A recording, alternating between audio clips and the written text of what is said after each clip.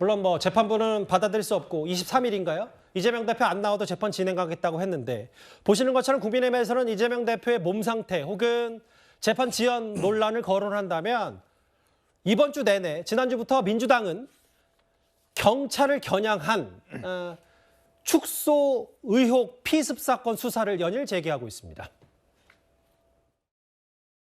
이재명 대표 테러 사건 현장 물청소는 누구의 지시인가? 윗선 누가 물청소를 지시했는지 밝혀져야 합니다.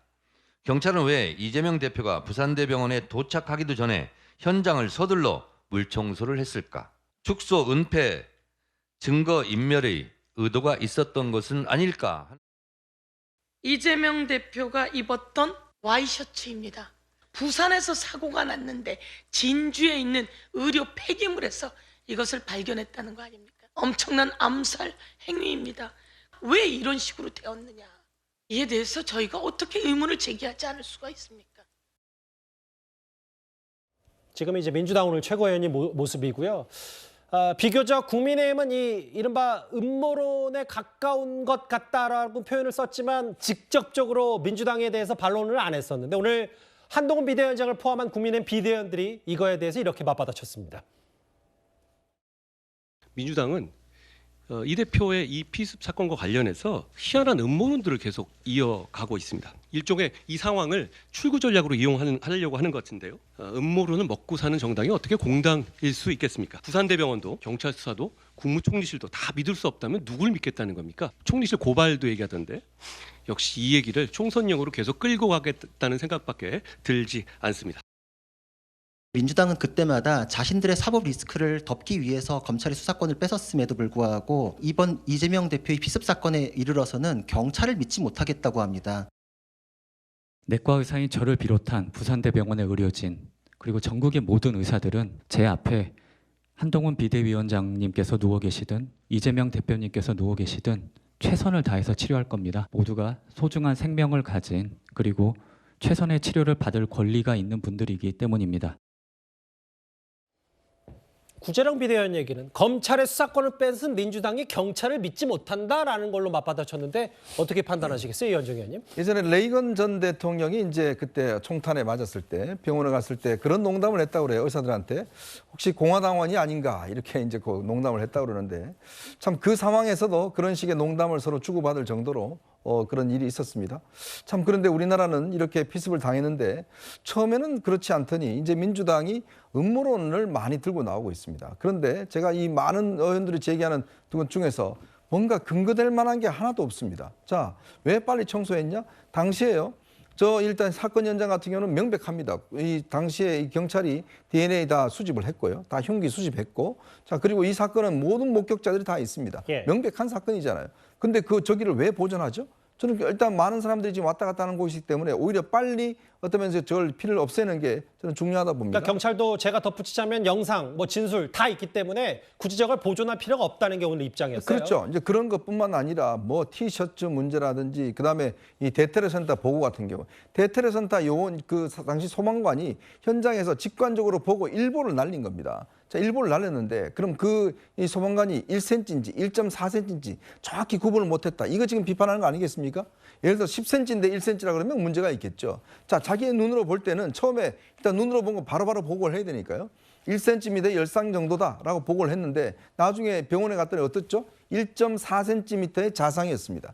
자, 이거를 예를 들어서 정확히 구분할 수 있나요? 1cm와 1.4cm? 자, 이걸 가지고 지금 뭔가 이 사건을 축소 은폐했다고 그러는데 제가 전현희 위원장한테 한번 묻고 싶어요. 어떤 것이 축소 은폐인가요? 누가 축소 은폐를 했다는 건가요? 그거 근거라도 하나 내놔놓고 그렇게 국민들에게 이야기해야 될 텐데 지금 정청래 최고, 서영교 최고 다 하는 이야기가 보면 그냥 본인들 머릿속에 있는 그럴 것이다라는 이야기만 가지고 지금 계속 경찰을 재수해야 된다? 아니 왜 당적 공개하느냐? 아니 본인들이 정당법 그렇게 만들어 놔놓고 그 공개하면 처벌대상 만들어 놔놓고 왜 경찰한테 범법 행위를 하라는 거죠? 그러니까 모든 것들을 자신들이 해놔놓은 거 검수완박해서 검사가 아예 수사에 개입할 수 없도록 만들어놨고 또 이제는 경찰이 수사를 못한다라고 이야기를 하고 있으면 그럼 자신들이 하시든가요. 특검을 하시든가. 특검 잘 하시잖아요. 특검하면 다 해결되지 않습니까? 제가 추가로 하나 말씀드리면 오늘 특별수사본부가 설치됐던 부산경찰청인가요? 민주당에서 저 셔츠 이재명 대표 피 묻은 셔츠 혹은 물 청소 1cm 처음에 열상 뭐 이런 부분까지 민주당에서 이제 계속 의혹 제기하는 거에 대해서 오늘 경찰도 조목조목 이렇기 때문에 이렇게 발표했다라고 하나씩 반박을 했습니다. 여론조사 화면으로 좀 바꿨는데 박원석 의원님. 네. 일단 이재명 대표 피습 이후에는 지역 의료 비하 논란이라든지 헬기 이송 특혜 논란이 불거졌고 그 이후에 이재명 대표 퇴원 직후에 민주당이 공세를 전환해서 저렇게 경찰 부실 수사, 축소 수사 의혹 아니냐라고 연일 제기하고 있는데 여론조사를 보면 물론 이재명 대표도 부산, 울산, 경남에서 여론조사 좀 오르긴 했는데 한동훈 위원장의 약진이 두드러진다. 이번에 부산 피습 사건과 저 여론조사를 좀 연관시켜서 볼 수 있는 겁니까? 아무래도 그렇게 해석할 수밖에 없겠죠. 저는 저 피습 사건 이후에 그 민주당의 뭐랄까요, 메시지 관리랄까요, 아니면 정무적인 어떤 그 대응이랄까 이런 것들이 아쉬움이 많이 남는데요. 그 지역 의료 폄훼 논란이 나왔을 때 사실 뭐 민주당한테 그런 의도가 저는 있었다고 생각하지 않습니다. 그리고 헬기 특혜 논란도 마찬가지인데 그게 어마어마한 특혜라고도 보이지 않습니다. 근데 이제 그렇게 그런 논란이 확산될 때 민주당이 대응했던 모습을 보면 우리의 진위를 왜곡한다, 악의적인 프레임이다 이렇게만 대응을 했을 뿐이지 관련 당사자들을 찾아가서 오해하지 않도록 해명하고 또 그분들의 어떤 마음을 달래려고 이런 정치적인 노력을 안 했단 말이죠.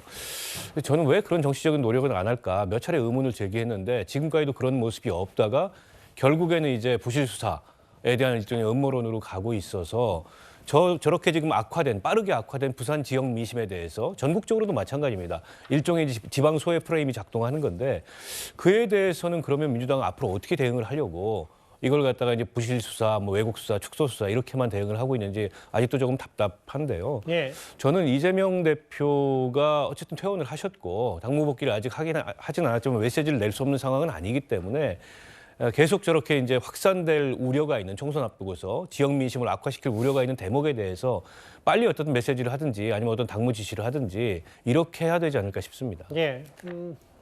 이 대표 얘기가 나왔으니까 이 얘기만 짧게 하나 짚어볼게요. 저도 좀 생경해서 강재현 변호사께 질문을 드릴 텐데 보신 그대로입니다. 오늘 검찰이 이재명 대표를 대한변호사협회에 징계 신청한 일이 있었습니다.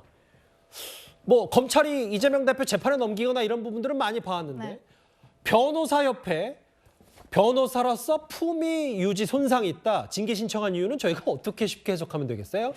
이것이 당사자들은 좀 알고 있었을 것입니다. 우리도 예. 생각을 해보면은 강용석 전 의원도 변호사이지 않습니까? 예. 그래서 예전에 그 형사적인 문제가 있었을 때 대한변협에서도 징계를 받은 것이 있어요. 형사적인 처벌을 받는 것과는 별개로 공무원들이 그 기관 내에서 징계를 받는 것처럼 대한변협 내에서도 변호사들에 대한 징계를 자체적으로 합니다.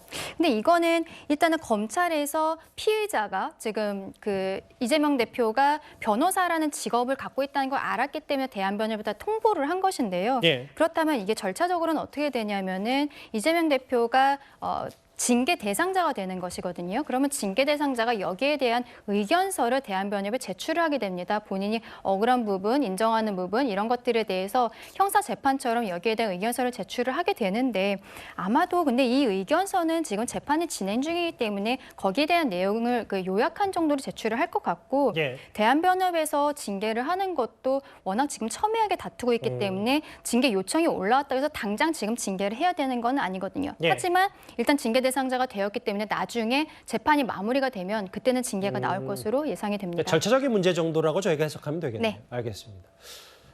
변호사협회 이제 검찰이 이재명 대표 징계, 변호사 출신인 이재명 대표 징계를 신청한 얘기까지 사실관계 그 의미만 길지 않게 만나봤습니다.